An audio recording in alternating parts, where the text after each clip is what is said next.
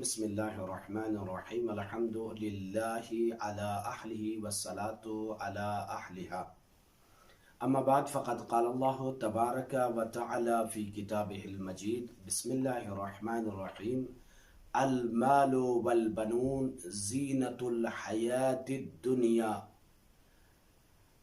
ناظرین کرام، سامعین محترم، ایک بہت ہی بہترین اور دلچسپ سوال جو لوگوں کی جانب سے اور بعض افراد کی جانب سے آج اٹھایا جا رہا ہے، اور بلکہ ہر دور میں اٹھایا گیا ہے، اور کہا یہ جاتا ہے کہ پیسہ ہی انسان کی زندگی ہے اور پیسہ ہی انسان کی قسمت اور تقدیر، جبکہ ایسا نہیں ہے کہ پیسہ ہی سب کچھ انسان کی زندگی میں ہے۔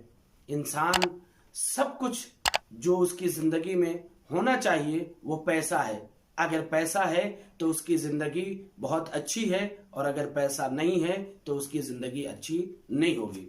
ایسا بالکل نہیں ہے۔ یہ فکر 100% غلط ہے کہ جس کے پاس پیسہ نہ ہو اس کے پاس زندگی نہیں، اور پیسہ ہی زندگی ہے اور پیسہ ہی سب کچھ ہے۔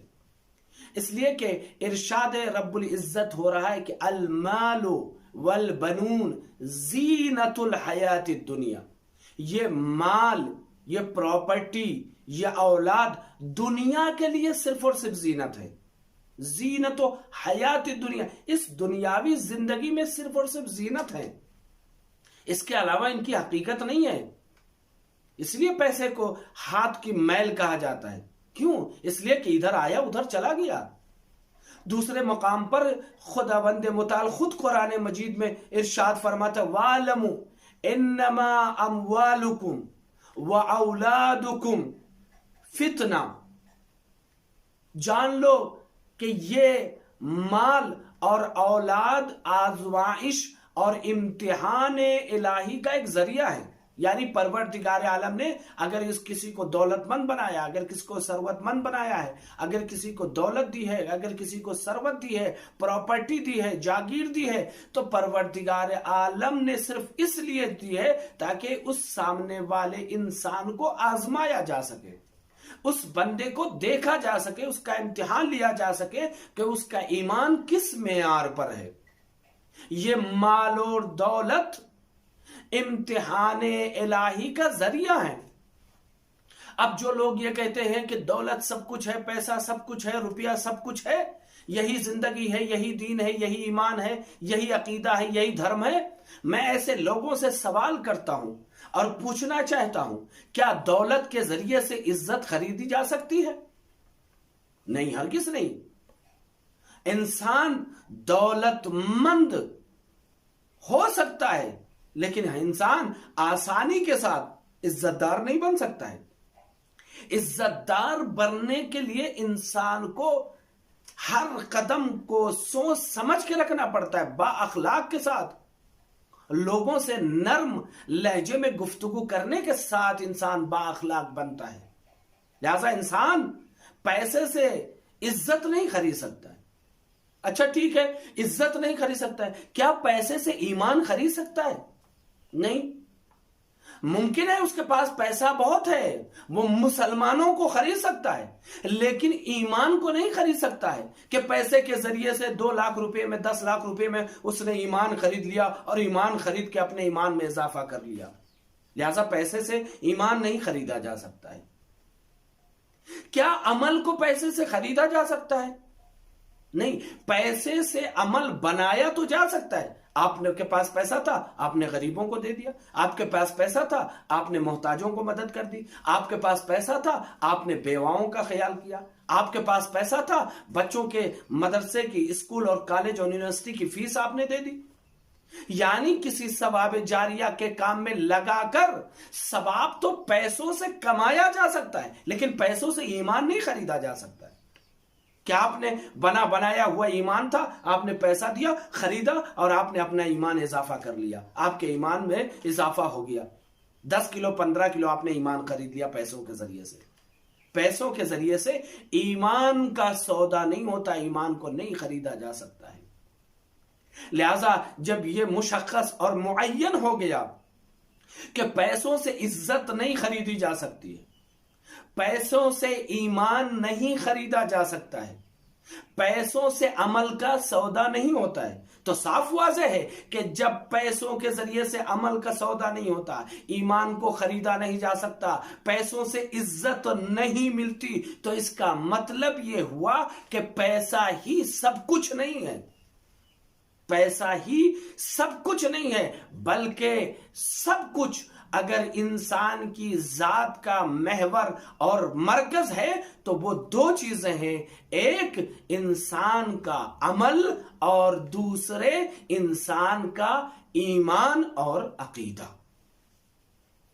اگر انسان کے پاس عمل ہے، ایمان ہے، عقیدہ ہے، تو وہ اس کے ذریعے سے ہر کامیابی کی بلندیوں کو چھو سکتا ہے، ہر کامیابی تک پہنچ سکتا ہے. لیکن اگر اخلاق نہیں، عزت نہیں، عمل نہیں، عقیدہ نہیں ہے، تو پیسے لاکھ آپ کے پاس ہوں، آپ پیسے رکھ کے دیکھتے تو رہیں گے، لیکن اس پیسے سے ان چیزوں کو سودا نہیں کر سکتے. ہاں، ممکن ہے کہ آپ اپنے پیسے سے اچھا کفن تو خرید لیں، لیکن آپ کے پیسے آپ کے قبر میں نہیں جا سکتے ہیں.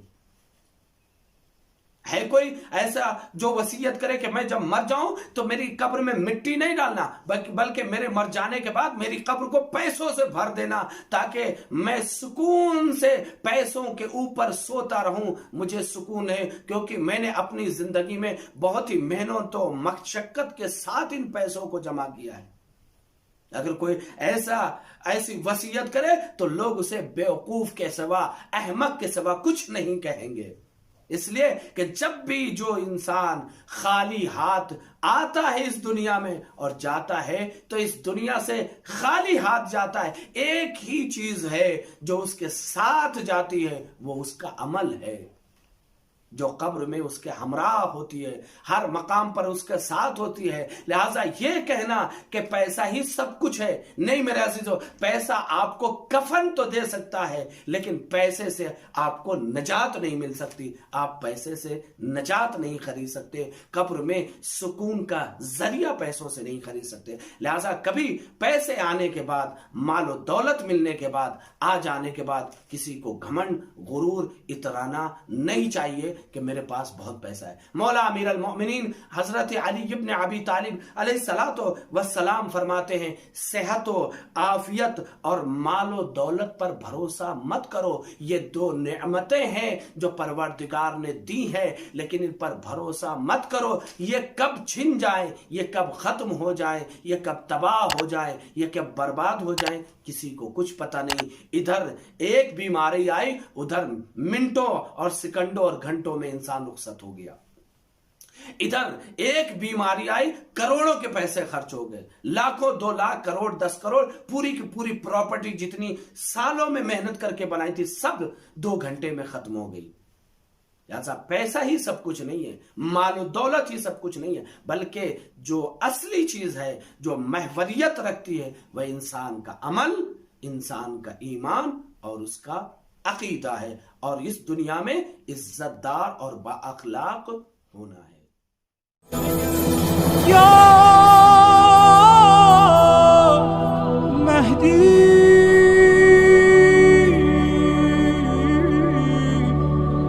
یا